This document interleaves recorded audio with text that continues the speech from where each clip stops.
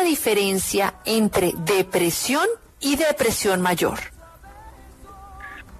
Depresión, mira, en realidad hacen parte del mismo síndrome clínico, pero la depresión mayor hace referencia al grado de compromiso en el día a día que le genera la enfermedad a la persona. Es decir, la magnitud de síntomas es más grande, que hace que mi funcionamiento en el día a día se comprometa más. Todos tenemos un funcionamiento en lo personal, con mi pareja, en mi trabajo, en lo social, en lo académico, las personas que estudian, pero de pronto si mis síntomas son más leves, yo sigo haciendo las cosas a pesar de tener un diagnóstico, de tener el síndrome de depresión o la enfermedad.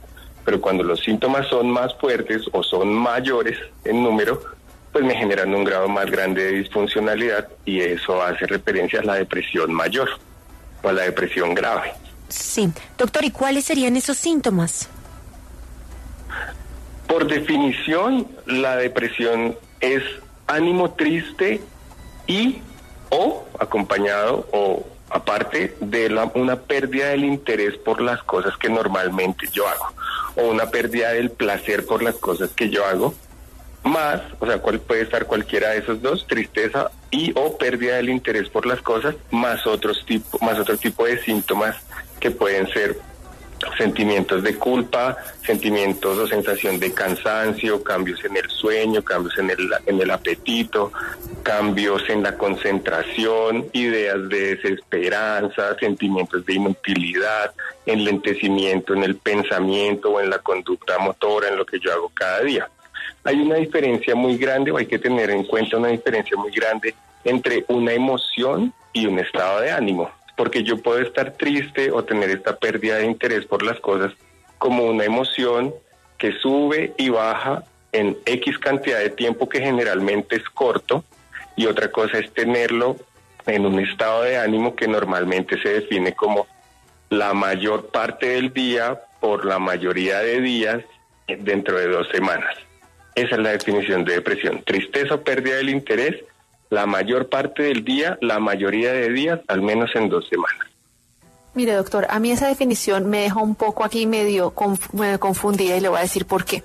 Resulta que yo veo demasiados pacientes, usted sabe, yo soy biosanadora, y veo demasiadas personas que llegan a la consulta, y también personas con las que hablo el día a día, y se quejan mucho y viven tristes y sienten que su vida es melancólica y todo, y yo siempre pues trato de decirles, bueno, pero estás viva, agradece, amaneciste con tu esposo al lado, tienes salud, tienes felicidad, miremos lo positivo. A algunos ese ejercicio tan sencillo les puede cambiar el día, pero hay otros que pese a que tienen todos, viven en una queja constante, y resultado de eso, por ejemplo, doctor, es que viven enfermos. ¿En qué punto esa persona de quejas y de tristeza está en esa línea delgada de que pasemos a decir que se está quejando o que está triste, a decir que ya es una persona con depresión?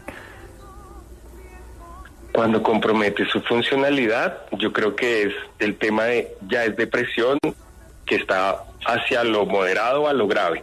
Pero el síntoma como tal, cuando se hace persistente, también debe ser una señal de alarma para consultar, ¿no? Hay mucha gente que de pronto lo que tú dices, y es súper cierto, entonces pensemos positivo, y hay una corriente de psicología positiva y psiquiatría positiva que tiene mucha evidencia, porque los pensamientos positivos también generan cambios biológicos en el cerebro, en la comunicación, en los circuitos cerebrales de los neurotransmisores, pero muchas veces el positivismo se puede traducir como en una sensación de culpa después, porque es que no estoy tan mal como otras personas, pero aún así me siento mal, y generarse una culpa más como un síntoma más de la depresión. Entonces yo te diría, o les diría a esas personas, si ven que los síntomas se hacen persistentes durante el tiempo, o empiezan a comprometer su día a día en su funcionamiento, en lo que hagan, ya no me puedo levantar, ya no me puedo bañar, ya no quiero comer, ya no duermo bien, o síntomas somáticos, ¿no? Tengo dolores que antes no tenía, o cansancio, o sueño, lo del apetito, el enlentecimiento que comentábamos, ya es un signo de alarma, una banderita para consultar. Doctor, vamos a ir a nuestras líneas telefónicas. Ahí está Rocío, que tiene una pregunta para usted. Rocío, adelante. Gracias. Los felicito por el programa y por los temas que tocan. Excelente, los felicito tanto a ustedes, las conductoras, como al doctor. Mira, antes de esa intervención del doctor, o sea, en la anterior donde estaba definiendo la depresión, yo entendí un poquito, porque yo no sé hace cuánto estoy deprimida y si la depresión mía es mayor, endógena o no sé qué, porque le insistía mucho al doctor del EPS que yo me sentía demasiado cansada. Yo no sé, unos 4 o 5 años atrás yo era muy irritable, muy intolerante, no lo sabía, pero a la par que estaba pasando eso, yo estaba teniendo unas pesadillas terribles, porque a mí me medicaron con trazodona y con escitalopram, porque tuve un ataque de pánico. Pero cuando yo vi que eso me estaba generando esas pesadillas tan terribles, yo empecé a desmontarlas. Cuando yo me daba cuenta que yo dejaba de tomarlas 2 o 3 veces, a mí me volvía como ese dolor en el estómago, como una angustia, entonces yo la volvía a tomar. Pero yo veía que yo no me quería volver adicta, y la empecé a desmontar, la desmonté, y yo no sé si eso radicó en una baja de peso exagerada de diestros, puedo hablar de 12, 13 kilos, pero también fue lo que el doctor dijo: depresión, falta de interés, baja de peso, no quería cocinar, yo vivo sola. Yo primero creía que el motivo de mi depresión era mi hijo, una situación que no se resuelve, que lleva mucho tiempo sin resolver, y eso a mí me hace sufrir.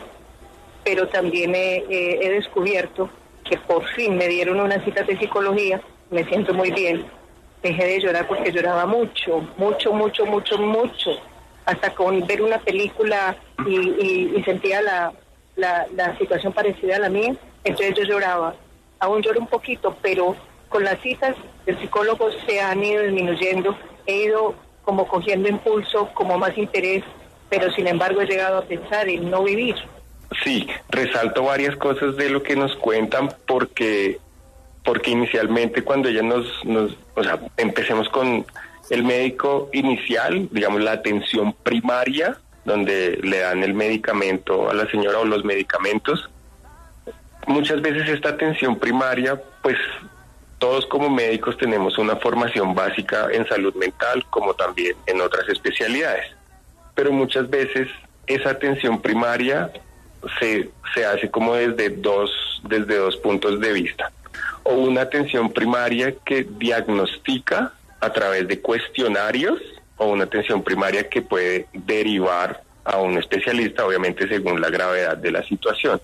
Lo que más resalto de eso es que, bueno, en esa atención primaria le dieron su medicamento, pero muchas veces los medicamentos, y a través de, hace poco salió un estudio que habla de los biotipos de la depresión, y mencionan 6 biotipos, y la importancia de esto es que las características de la enfermedad no en todas las personas son iguales.